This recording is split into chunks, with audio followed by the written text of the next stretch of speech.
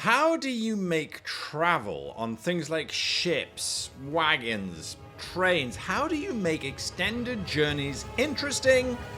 That's what we're talking about in today's video. Hello and welcome to this week's episode of How to Be a Great GM. My name is Guy and we are looking at ways of making travel more interesting, especially on extended voyages. Or journeys, I should say. And so there are a few things that we can look at. Now, I know your immediate impulse is to go to a random table generator of stuff. No. Use those random tables for inspiration. Look at them before your game starts. Just refresh your memory. Just go over them. 100% fine. But don't use a random table generator during your game. The reason is you're going to find that what it does is that it stymies you. You roll randomly, secretly behind your GM screen or however it is that you do it, and it comes up with something that you read and you go, no, I don't have, actually, there's, That's not going to help you. Also, what it's going to prevent you from doing is stepping back and asking yourself the question that you should ask before you do any of these kinds of voyages or long journeys. What is the pacing of my game? We spoke about pacing a couple of weeks ago. You remember that video? Yes, you do. Yes, nod your head. You watched that video? Yes, you did. No, you didn't. Okay, well, off you go. Go find that video on pacing. The idea is that when the voyage starts, the player characters need to understand that this is going to be a long journey and that there are going to be things happening. However, you as the GM need to understand that what you are now doing is you are potentially creating a space where you are trapped into doing things that are more or less dull. You don't want that. You want your journeys to be interesting. Does every single journey need to be interesting? No, it does not. You need to choose the ones that are interesting based on the pacing of your game. So how do we do it? Let's look at ships. Ships are a common one because they allow characters to move around planets. That's if it's spaceships. If it's sailing ships, you can still move around your planet, but it's not planets. Great to have sorted that one out. So how do we do it with ships? Ships provide us with a lot of requirements. If the ship is damaged, it will sink under normal circumstances.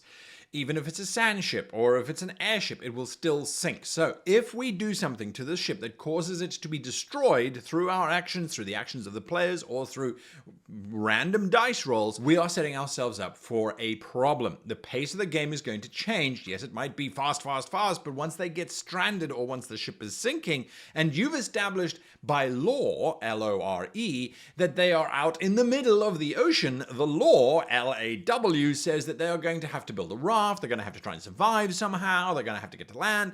That starts to become its own adventure, and that might detract from the current speed or momentum that you have built up on your game. So you've got to think very carefully. Do you want to introduce something that has the potential to destroy the ship? If it does, think about it before you do it. Some of the things that I like to do, these are kind of like the three things that I like to do when it comes to shipping, is that if I am not going to have the potential for the ship to be destroyed, I like to build the ship up in terms of the experience. And the very first thing that I like to do is to get the sailors on the ship involved with the PCs. I couldn't help but notice, Governor, you and your friends have got quite a lot of coin. The lads and I, we run a little informal thing down in the crew quarters. It's late at night. The captain doesn't know about it, doesn't need to know about it. You'd be welcome to join us. It's called the Devil's Dice. It could just be as simple as setting up a little gambling ring where the players get involved, and whilst they are gambling, the sailors give them information about where they're going, where they came from,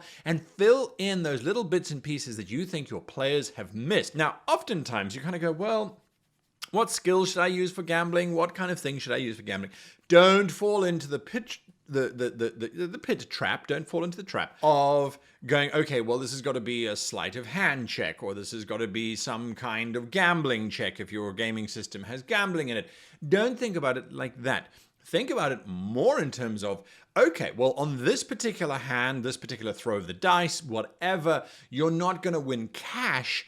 You are instead going to win information. So this role actually requires you to make a persuasion check, or an entertainment check, or a performance check, or an ingratiating yourself to your fellow sailors check. I don't know what it's going to be. That's up to you. But by keeping those checks dynamic, and here's another thing, don't keep track of the cash. Keep track of the event. Keep track of how many times they succeed versus how many times they fail or lose. And at the end of the night, work out how much cash they've made.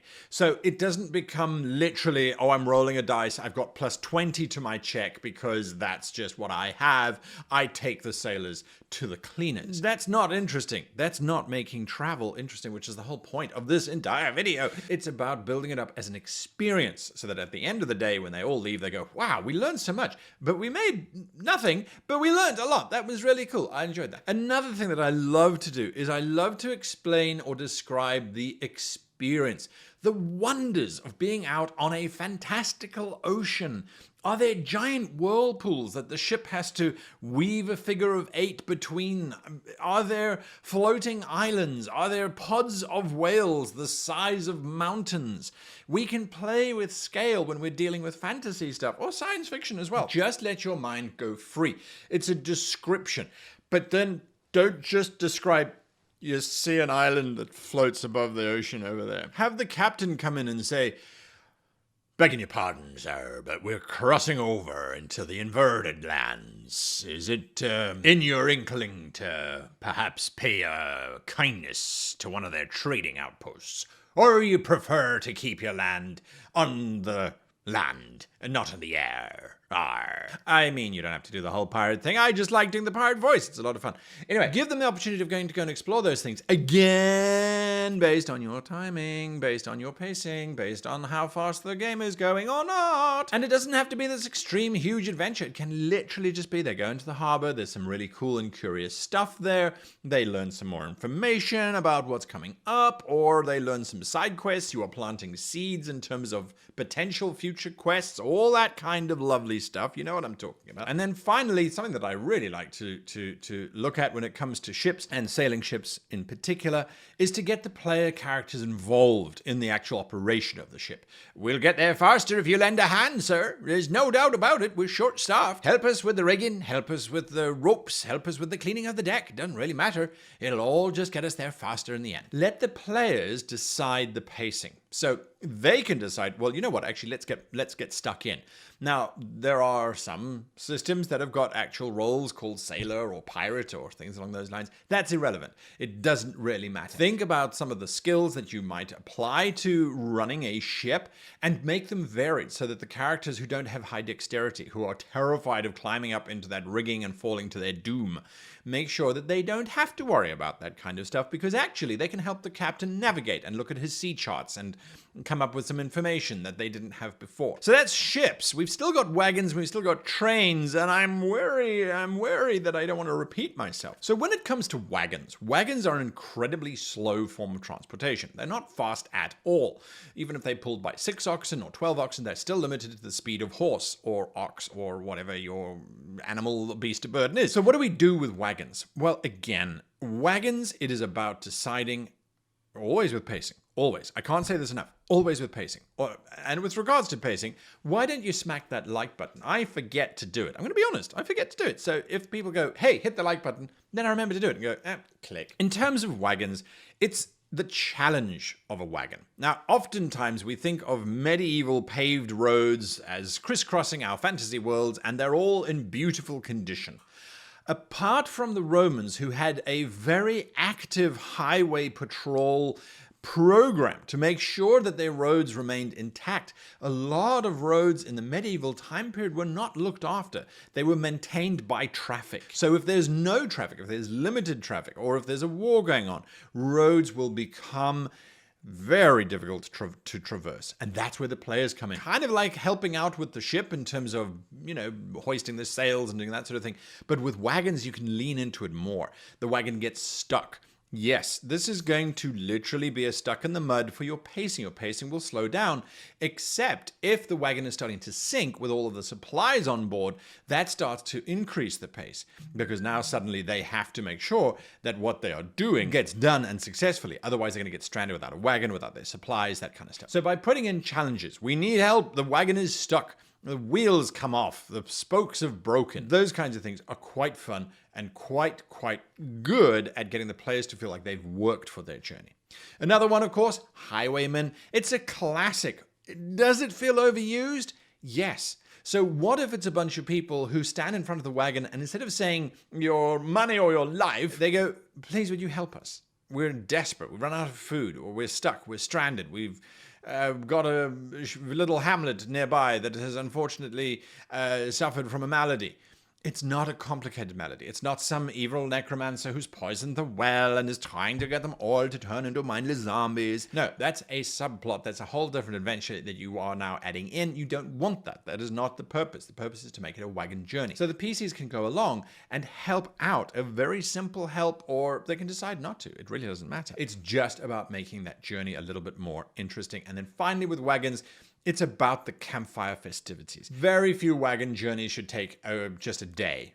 I know that traditionally what they did was they set up a village every day's travel so that you could stop at an inn, but sometimes it's fun not to have that, and it's fun to just set up these wagons that form a little circle. Several wagons get together. You've got the campsite. The PCs are asked to find a campsite for the wagon. Please go ahead and find us a wagon campsite that's big enough for the wagons and the horses and things like that.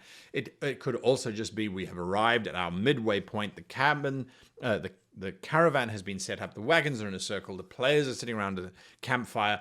And this is a great opportunity for you as the GM to get the player characters to start talking. The wagon driver says, I'm not much for singing, but would you care to tell me what your mission is? Tell me where you're going, what's happening. Are you doing anything cool? Whatever you need to do to get those players talking. Let the NPCs become a sounding board for where the player characters are going. If they're on this wagon, they're going on a journey for a reason. They have to have a goal to where they are going. Get the NPC to draw that information out of them. It's amazing how you can use these campfire sessions to basically get the players into alignment, because oftentimes players are not in alignment. So that's a really useful trick to do when you're running wagons.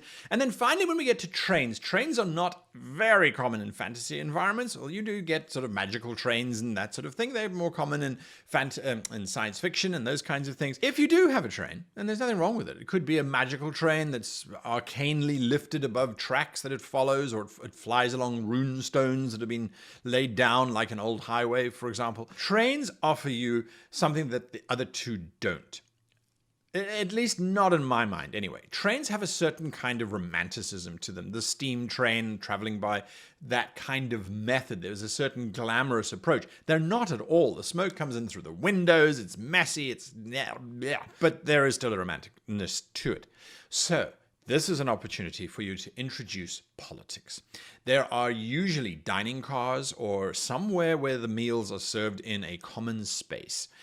What a wonderful opportunity for your players to sit there. You're having this meal, this bog standard meal or a decadent meal, and they are overhearing conversations of the other passengers. It's a wonderful opportunity to step away from, okay, if you don't do this, the world is over, or everything is going to fail and the thing is going to blow up if you don't. This is a chance to say, sit back, enjoy your appetizer of magical newt that explodes into flavors of strawberry and raspberry and banana when you put it in your mouth. Step away from the cuisine, although you can ladle into that too. It's quite nice. Add in politics. You overhear the couple next door. They're whispering in low tones about the prince who happens to be in the city that the players are traveling to, and the scandalous affair that the prince has been found having a trust with the groom from the stables, and now there's great scandal going along because the groom, of course, has no breeding whatsoever. Their family literally raise horses, etc., etc. So it's just these little bits and pieces. Throw in some skills if you want them to listen in. Again, don't just focus on one skill. Focus on multiple skills. Work around the table. And you go, well, how on earth can acrobatics work in a dining car? How is that going to help them get any kind of information? Think outside the box. Or in this case, think about being inside a box or a rectangle, as a train might be. If the train suddenly jostles to the side and everyone kind of goes, and a very expensive drink on a table next to the characters is about to fall over, hey, make an acrobatics check, grab that drink, prevent it from spilling, put it back on the table, and the lady or the man whose drink it was suddenly says, well, that's how wonderfully acrobatic of you. You must tell me where you've learnt those skills. Take a seat opposite me and I'm going to tell you a whole bunch of information. So play around with that kind of stuff. Another thing, of course, this is a standard one, is there's something on the train that shouldn't be on the train.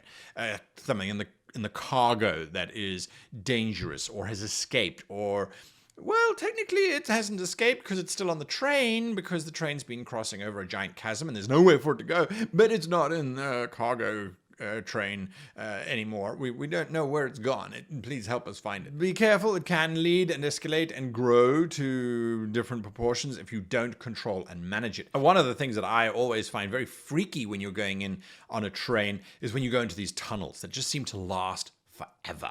Well, what if these tunnels actually pass through different dimensions, different realms, different planes, those kinds of things? Lots of fun can be had by things going weird on the train, especially if the conductor comes in and says, all right, ladies and gentlemen, we are about to approach the train's first tunnel.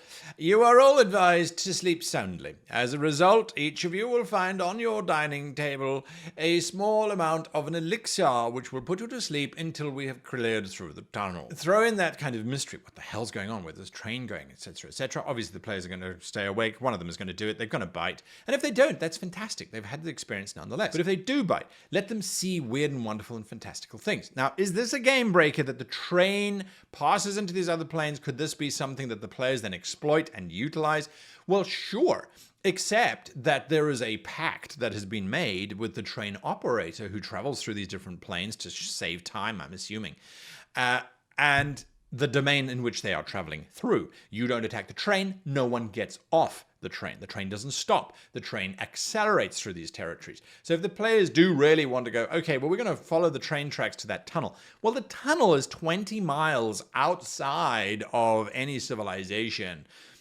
So you're going to have to follow those tracks for a long time. And that will become a travel montage. You're going to throw in things that are going to try and stop them. There might even be guardians at the tunnel entrance that prevent just people walking into these dimensional portals. Folks, that's how I make travel on trains, ships, and wagons interesting. This was a question that one of you posed. How do you do it? Put your comments down below. I'd love to see some other options. What do you add in? I mean, there's so much that you can do.